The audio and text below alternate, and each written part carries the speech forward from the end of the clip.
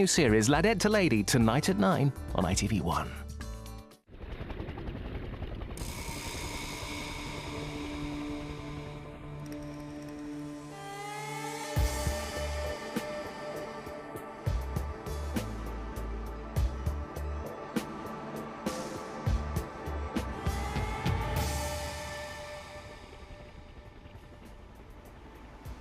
Hello again and welcome to another sky-high aerial journey. Today we're going to the seaside. We're going to be heading east out of Aston Hall towards the North Norfolk coast.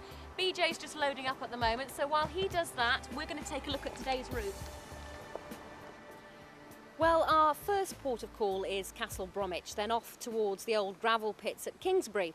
From there it's across to Leicester and then into the Fens and across the Wash to the Norfolk coast.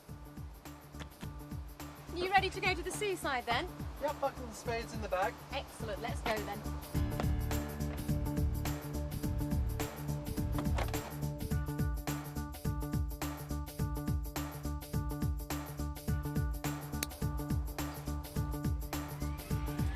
Arena 1-2, lost miles message. Arena 1-2, signal square helicopter 20 miles to the northwesterly, and at 1,1007. Expand the field for already running jet A1.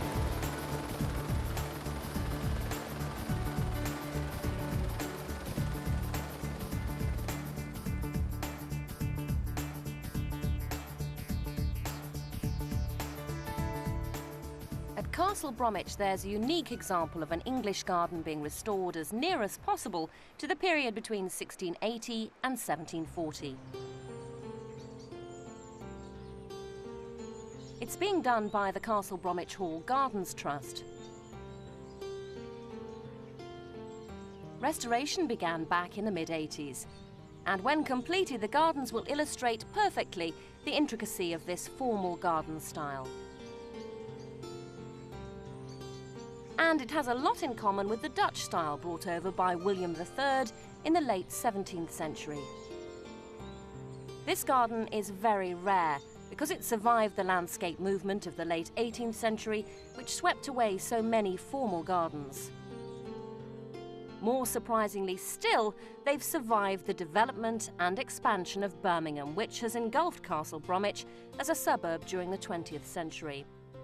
The extent of the survival was remarkable, so that when the Castle Bromwich Hall Gardens Trust was launched in 1985, the gardens, although derelict, were still intact inside the outer wall. Well, the restoration carries on and will do for some time. The restored maze is in fact a 19th century addition to the gardens, but the design dates to an earlier period when it was a popular feature in gardens. Perhaps it was a good place to get lost with someone and find a little privacy in those days of strict morals. It's really great to see a garden like that coming back to life and the enthusiasm of people getting involved.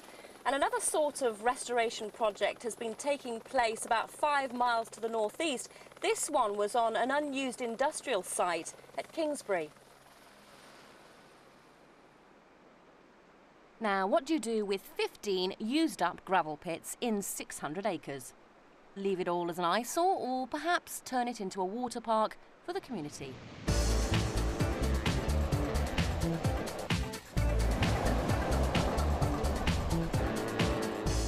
From the air, Kingsbury Water Park is a fantastic site. It's not only a great place for boats, fishing in most of the lakes, riding and biking, or just walking along the miles of paths. There's a place for caravans and tents, as well as shops and a cafe. It all just shows what can be done to improve the local environment and make use of industrial sites like this when you want to.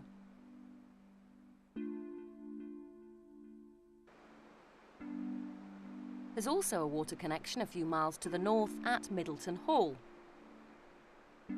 All the land around the lake has been declared an SSSI. That means a site of special scientific interest. And it seems a highly appropriate accolade, really, because the house was once owned by two great naturalists. In the 17th century, the house was the home of Francis Willoughby, founder member of the Royal Society, whose interest in natural history was inspired and encouraged by John Ray, one of Britain's greatest naturalists.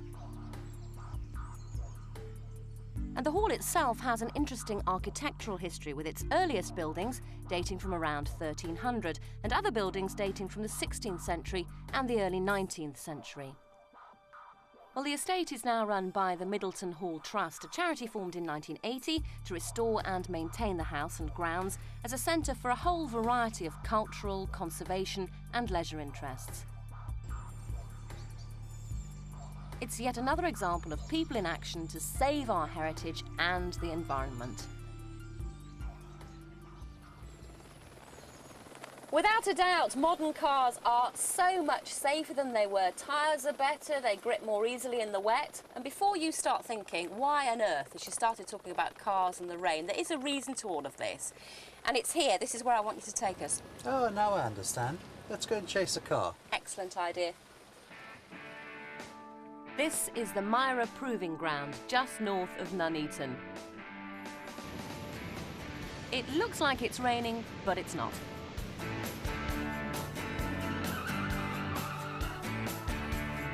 This wet track has a whole series of water jets that can simulate different degrees of rain. In fact, there's not much this place can't simulate, as it puts vehicles through exhaustive tests to try out new designs. And it looks a lot of fun. The track is only 2 miles from Nuneaton and a jewel of a house just to the west, Arbury Hall. This is a house that has gone back in time. The main building is Tudor, which was then medievalised in the mid-18th century. Some of the windows and porches look as though they could have come from a Gothic cathedral 300 years earlier. But if it wasn't for a decision in 1954, this house would no longer be here. Coal mines were all around this area, and the house stood on a pillar of coal that the National Coal Board wanted to extract. The then government minister, Harold Macmillan, reprieved Arbury because of its outstanding artistic and historic interest. The magnificent stable block was built in the late 17th century to a design by Sir Christopher Wren, the man who built St Paul's Cathedral in London. And he was paid for his troubles with a pair of silver candlesticks costing £11. £1,000 in today's money. Still a pretty good deal for the best architect. Arbury Hall survives, whereas the next location is in ruins. Just before Leicester, there's a very interesting castle, Kirby Muxloe. At the moment, it's closed for restoration, which seems odd, really, because it's a ruin. In fact, it's often more complicated to keep a ruin in good repair than it is a house. The castle was one of the first to be built of brick, and without a roof to keep the rain out, the weather attacks the inside as well. Unlike most castles, it wasn't ruined on purpose. The builder, Lord Hastings, had the misfortune to be executed before he had the chance to finish it, and so it stayed in this sorry state.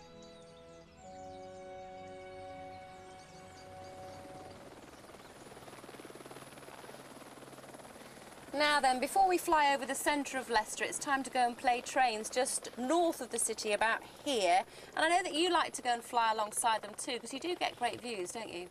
Yes, well, according to the map, the Great Central Railway runs through open countryside north of here, so we'll get some great shots there. Full steam ahead, as they say. OK. This is the Great Central Railway. And what makes this line so special is that it's the only preservation line that has a section of double track so that steam or diesel engines can pass each other.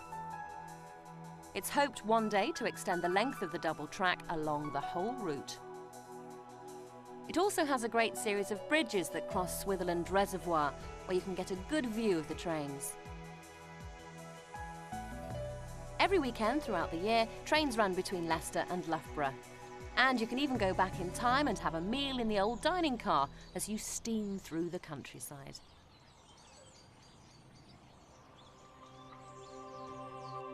Now, not far from the railway is a very famous site where two armies met in 1485 for a battle that ended the Wars of the Roses and began the Tudor dynasty with Henry VII. The Battle of Bosworth. The battlefield has been laid out with flags to show where the armies were placed and has a centre where you can learn all about it before you walk round.